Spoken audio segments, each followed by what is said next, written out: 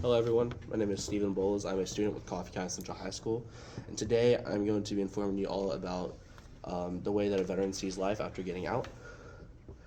Once a veteran gets out, usually 1 in every 10 are diagnosed with PTSD.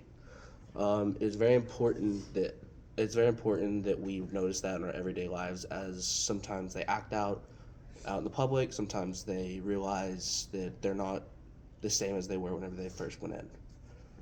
People a lot of time mistaken this for different actions, ADHD, things like that whenever they first get out, but PTSD is something way bigger.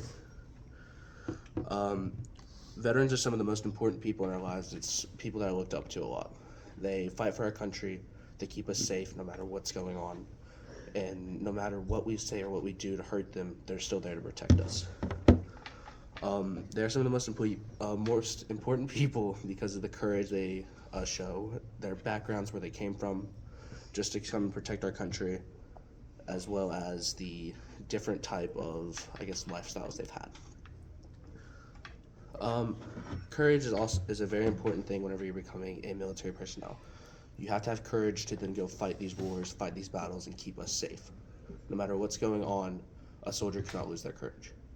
If they do, then they're never motivated to protect us again. We have actually stripped away some of their courage before with acts such as during the Vietnam War. We had soldiers coming home, and instead of praising them for fighting for our country, we didn't care. We spit on them. We didn't care about them. We shoved them basically into the dirt, saying that you didn't fight for our country. You made it worse. You fought for something that we didn't want, but yet they still fought to save us. It is very important whenever it comes down to this. If they don't have people backing them up, people standing up and speaking for them, why should they fight for us? These go along as well with they're running into battle. They're dying for us. They're going across seas where they don't know people, don't know always what they're fighting for. And they're passing away because of this. And we're not noticing that, and we're not taking that into effect. Secondly, we have their backgrounds. Most military personnel come from backgrounds that aren't always so great. People like, for example, Desmond Doss. He was a military medic over in World War II on Hacksaw Ridge.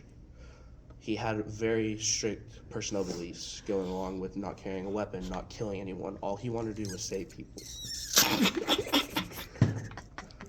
Bro, Fletcher, come on, bro. All he wanted to do was save people. He didn't care what was going on around him. He didn't care if it was a Japanese soldier, if it was an American soldier. He didn't care. He wanted to just help others. Desmond took these risks that most soldiers wouldn't take, and which changes the view on how we should see them. It also makes you wonder if they have the right or wrong purposes behind this. Some people do have the right purpose. Some people realize that they have to fight for their lives to come home to their families. Some people don't. With PTSD, that's a big thing. Soldiers will come home back to the lives they last saw, and with that PTSD, it makes it difficult. It makes it where they can't fully, embrace life again.